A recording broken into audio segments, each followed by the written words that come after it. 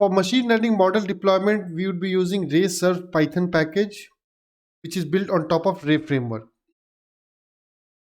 So Ray provides a framework for writing distributed Python application at scale.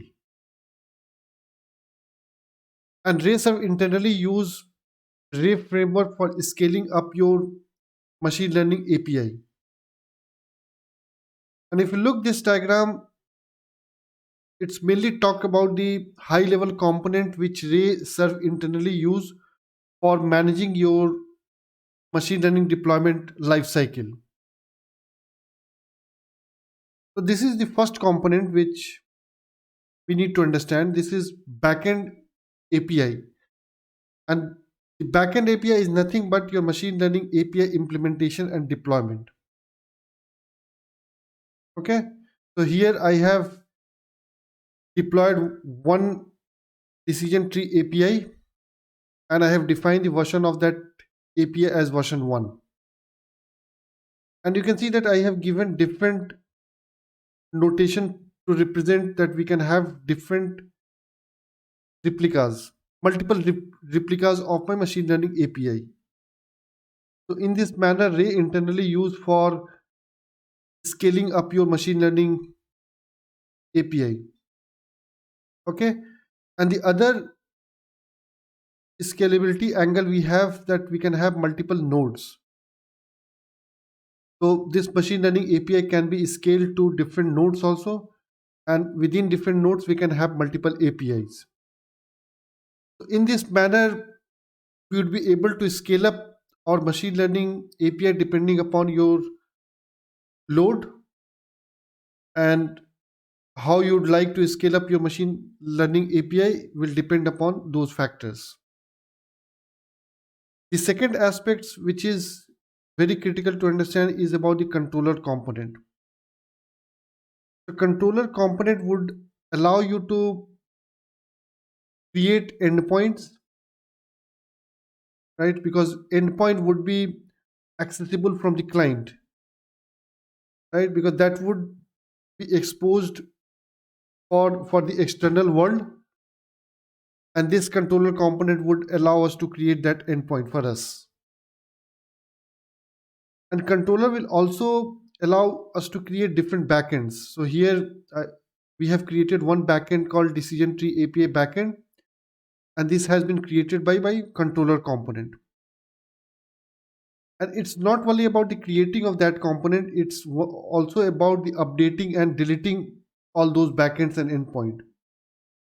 All those management responsibility lies with the controller component. Okay, the third set of component, which is also very critical, is HTTP web server. And RayServe internally use UVcorn web server, which is a very fast web server built on asynchronous protocol. And also this component internally use queues for managing the load of request between my HTTP web server and the backend. So in real world, what will happen whenever customer or any business process will send a request to my HTTP server, it will pass that request and it will find out the correct endpoint from my HTTP URL path, right? And depending upon that endpoint, it will identify which backend API we need to connect, right? So this component will manage all those routing rules and configuration or whatever is required in terms of coordinating with different backend APIs. So that's the responsibility of this middle component. So this component will not directly send a request to backend API. It will write it to the queue, which is managed internally by RayServe, and whatever replica would be available at that point of time, it will pick those messages from that queue and process will that component will process that request and then send a response back to HTTP server, which will further send it back to client. Okay, so that's the way Ray internally manage all those behaviors which are very critical for building scalable machine learning API, right?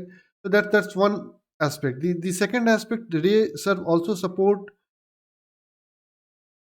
different type of your deployments, right? So we can have Canary deployment or we can have incremental rollout of a machine learning API.